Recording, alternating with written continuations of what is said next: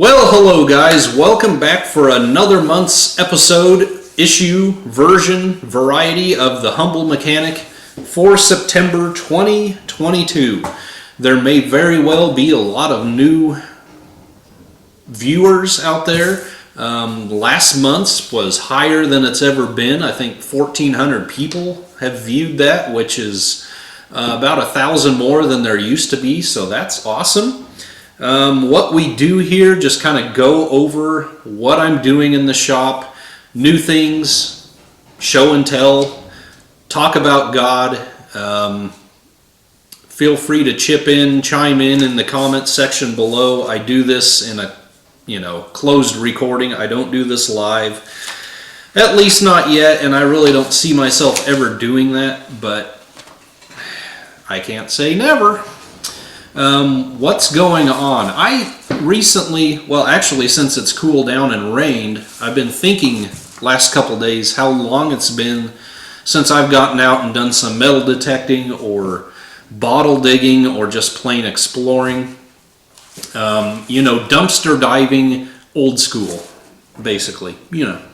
I think the last video is when my oldest son and I stopped by that old Indian Wars fort, and he found a cavalry officer's button, and we found a bunch of other stuff, but that was the highlight. And that's been a while ago. That's been a long, hot summer ago at least.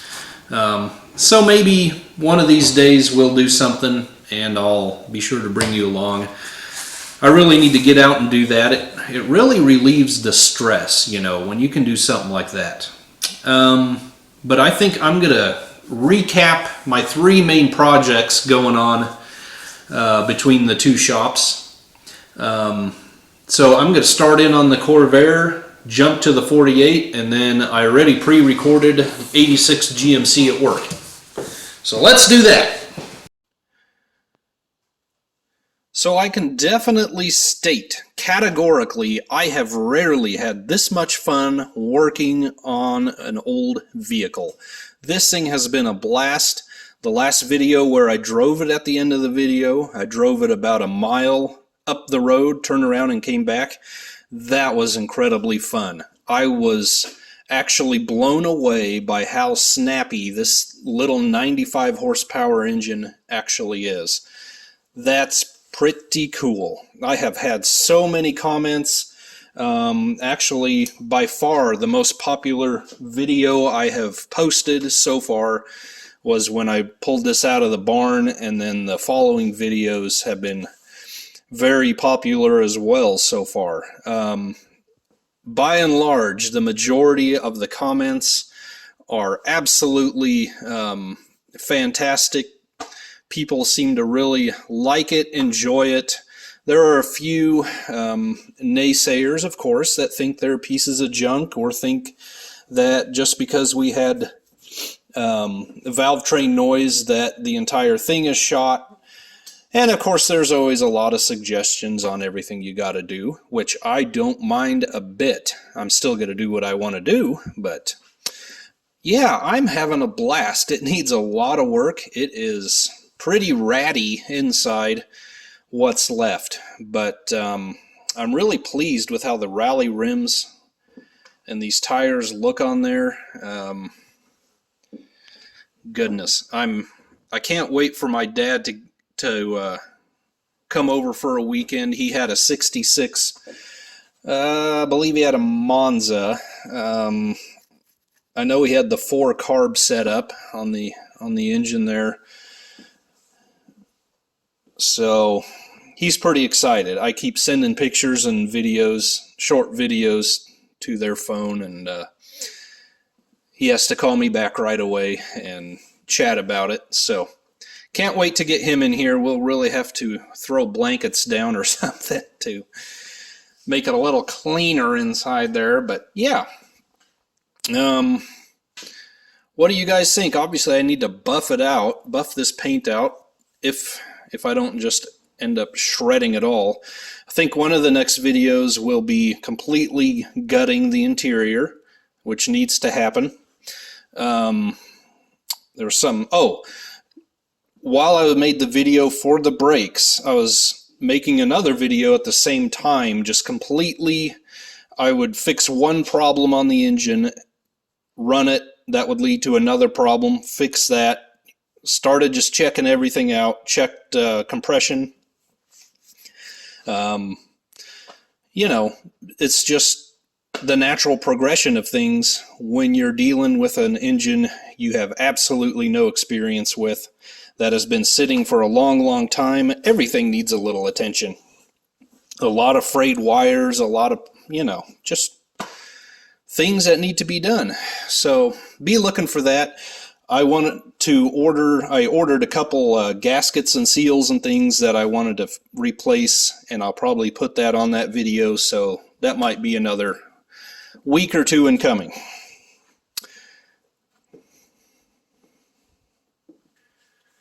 But the really exciting thing that happened at the beginning of this week, or was it the end of last week? I don't know.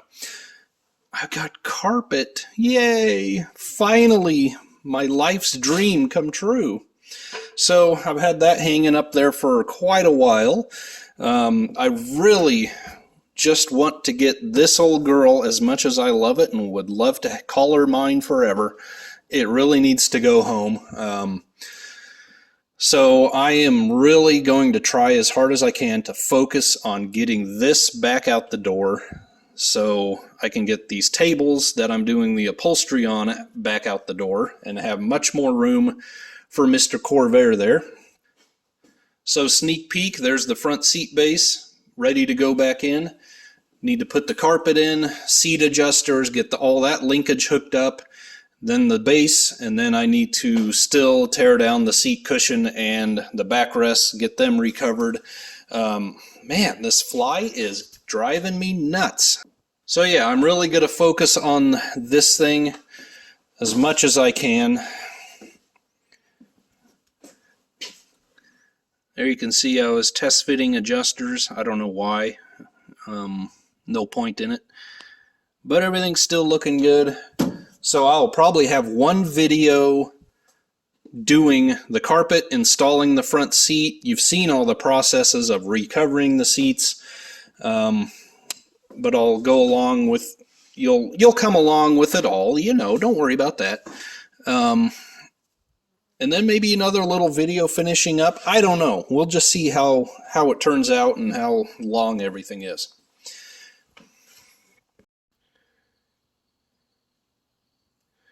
Well, here's the 86 GMC in its current condition. Now, it probably doesn't look like it's changed much since you last saw it, if you saw it at all in the past.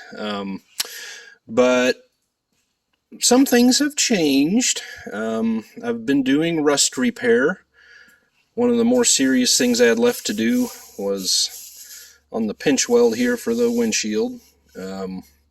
All of this, I may treat it with a rust reformer kind of stuff.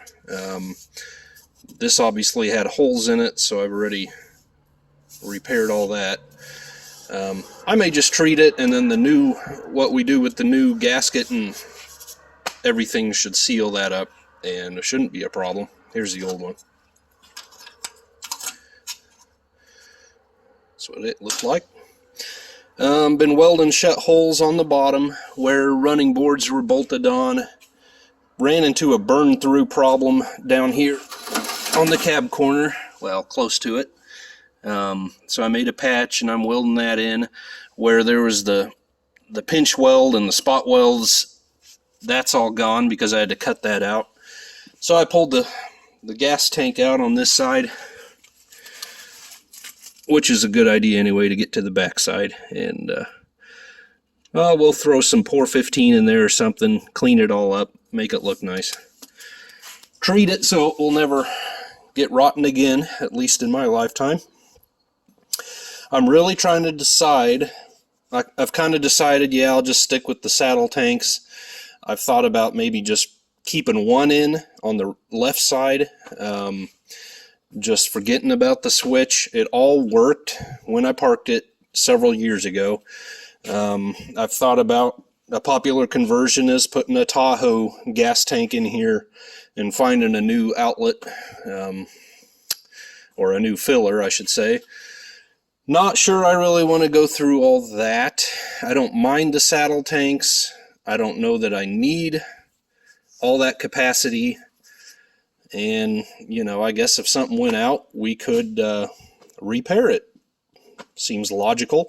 But tell me what you guys think. What would you do if any of you have a square body? What have you done? Seems to me if I keep one, I might as well keep both. I don't know. I'm all about keeping things that I have and that still work. So, you know, and if worst case scenario, it gets stuck on one side, big deal. Just use that one side. But anyway, yeah, so I had to lift up to get in here and disconnect the fuel tanks. I just lifted up the rear of the cab, made it a little easier. Generally speaking, I have a huge mess going on, and it will take a very long time to get cleaned up, but that's just how it goes. Lots of powdered sugar all over the dash there, and so forth. Then over here in this corner, the old 327 is just waiting to pounce, waiting to bite. I don't know. Hopefully. But yeah, that's ready to go and waiting. So am I. Been working on the 350. Need to put the front seal, finish putting the front seal in it. And I don't know why I painted the pan green too. I had the paint. I don't really like it, but you know, whatever. We may change it. No, probably not. But yeah, just finish getting seals in that. We'll fill both with oil and be done with it. Everything else is just waiting for me to be done with this thing. So that is it on the 86 GMC. I really hope this fall and going into the winter I will have more of a chance to work on it. Really, as far as the paint, just need to finish sanding it down and scuffing it up, get it ready for primer. I've got to get all that old undercoating off the back end there. Yeah, then we'll throw the engine in, transmission, driveline, figure out what we're going to do with gas tanks, if we're going to do anything different, and basically clean it up and get this part driving. Then we've got a lot of body work to do on everything else. But so much for this. By the way, as I speak, it is like 50 degrees and we've got a heavy mist coming down. I am just soaking this up. This has been so long in coming. Oh, loving it. Now I'm going to reply to a couple comments here. I had one following, I don't even remember what video it was following. There was a comment on not getting the connection of mechanics and religion. So I imagine it was just it could have been one of the Corvair videos, I don't know. And then of course I have the Bible verse at the end, and he didn't get the connection. So I'm going to read the comment that I sent back to him. Haven't heard back from him to the best of my knowledge, but anyway, here's what I said. You may regret the comment, but I certainly appreciate it, and I appreciate your watching the videos. I'm a quiet, introverted guy that likes to do things his way and doesn't like anyone looking over his shoulder while he does it. A few years ago, God really started challenging me to start making videos, which I refused to do. That was about the worst form of torture that I can think of. In fact, it still makes my blood run cold. After a little time, I finally relented and began to publish some. So now anyone in the world can look over my shoulder and tell me how I'm doing everything wrong. Yikes! I decided when I started with videos that I was not going to do it without Him. God was asking me to do it, so I was going to do it with Him. Typically, all I do is a Bible verse during a 20-second clip at the end of every video. If this is offensive, it is easily skipped. But I would certainly ask myself why it's offensive. Oh, and with a Christian, it's not a religion. It is not a do this, this, and this to cover your butt and you'll be good to go kind of thing. It's a relationship with God, the one who loves you most. Plain and simple.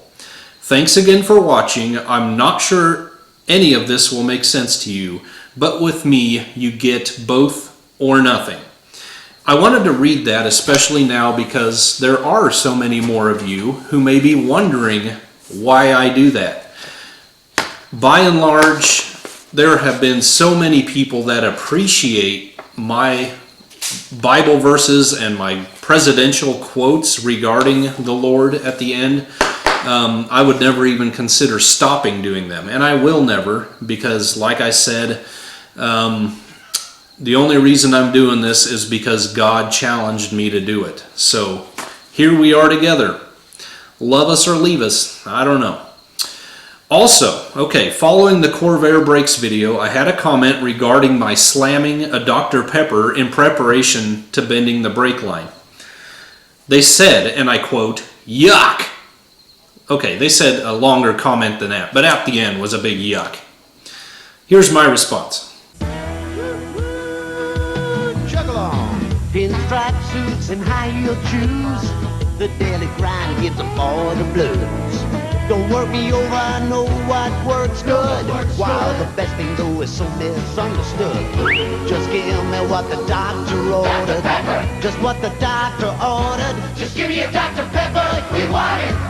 Whoa, just what the doctor ordered. The taste that's made to order. We love it. Behold the mighty plumb bob and plumb line, an ancient tool used to establish a vertical line of reference.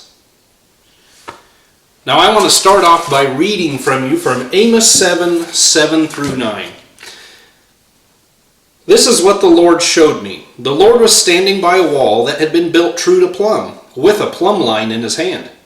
And the Lord asked me, "What do you see, Amos?" "A plumb line," I replied. Then the Lord said, "Look, I am setting a plumb line among my people Israel. I will spare them no longer.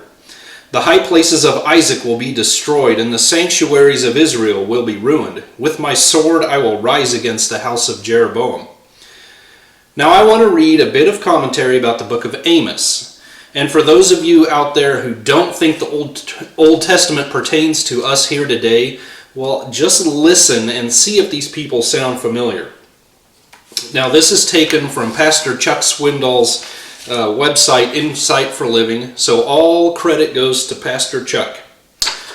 More than almost any other book of Scripture, the book of Amos holds God's people accountable for their ill treatment of others. It repeatedly points out the failure of the people to fully embrace God's idea of justice. They were selling off needy people for goods, taking advantage of the helpless, oppressing the poor, and the men were using women immorally. Drunk on their own economic success and intent on strengthening their financial position, the people had lost the concept of caring for one another. Amos rebuked them because he saw in that lifestyle evidence that Israel had forgotten God. Now I believe that whenever Scripture refers to a plumb line, it is always in connection with judgment. I mean, every Scripture that I can find.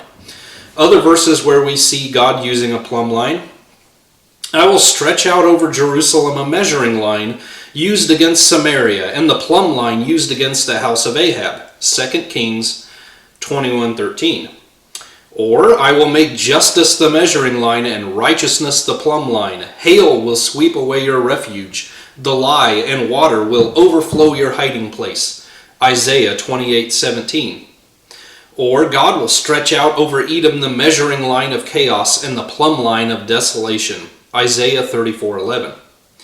I was thinking about a plumb line the other day, partially in the terms of judgment that we see in Scripture, but my mind also went in another direction. Big shock. If you're building a tall structure, you may want a reference line so that your project doesn't end up looking like one of those leaning towers in the old country. From tall spired cathedrals to much more modern skyscrapers, the plumb line and bob were used to keep things in line. You simply anchor the end of the line on a tall scaffolding and the bob pointing to a datum on the ground, and you have your true line of reference. a true 90-degree angle to level. If the Lord has a spiritual plumb line that he uses to measure the righteousness or to set against the people and nations, then the question is, how do we know we are in alignment here on our end? Especially considering the extremely confused state of so many churches. Oh, that's easy. Right there you go. God in heaven is holding the top end of the line, and the bob is pointing directly at the Word. If we live within the Word, then we are in alignment with God. Can't you almost see it? A literal plumb line between you and God in heaven? Does it not create within you a desire to live there? So what does it look like to not be living in line with God? Maybe you have a pet sin you're not willing to give up. Maybe you don't believe or live any of it. You're over here, and that just doesn't work. We are living in an age when so many try to suggest that God has changed, or they try to twist the meaning of his word. Nope, sorry, doesn't work that way. God is as much the beginning as he is the end. He has not changed, nor will he ever. He is not restricted by time. He does not change with the seasons. He is not only the Alpha and the Omega, he is everything in between, all at the same moment. Do we dare think that our frail human bodies with our limited and confused human brains that chase after our little fancies dictate how God the Almighty does things? Give me a break. God is a constant, a plumb line.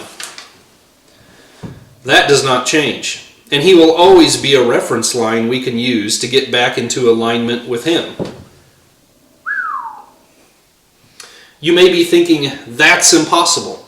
No one is that perfect. Well, you'd be right. No one is perfect. Romans 3:23, all have sinned and fall short of the glory of God. So then how can we possibly live in line with him? God isn't interested in perfection. He gave us the assurance in that verse that no one would be perfect. This is why he had to be born to a virgin and die on the cross. He was perfection here on earth so that we may be perfection with him one day in heaven. No, he wants our hearts.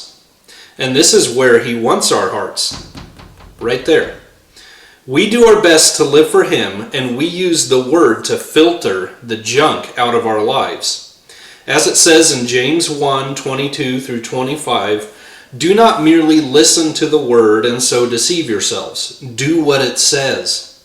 Anyone who listens to the word but does not do what it says is like someone who looks at his face in a mirror, and after looking at himself, goes away and immediately forgets what he looks like. But whoever looks intently into the perfect law that gives freedom and continues in it, not forgetting what they have heard, but doing it, they will be blessed in what they do. And not meaning to add anything to the word here, but might I say you will be in direct line with God. Consider the mighty plumb line. Well, there you go, guys. I think that'll just about do it. We're really all caught up. I mean, not much changes around here other than the progress of the projects.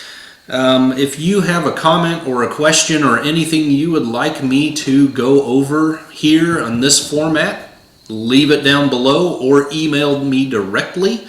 I can't think of anything else, so I'll just say God bless you guys. Thanks for watching. Take care of yourselves. See you on the next one. You gotta come in and meow now. Come on, cat.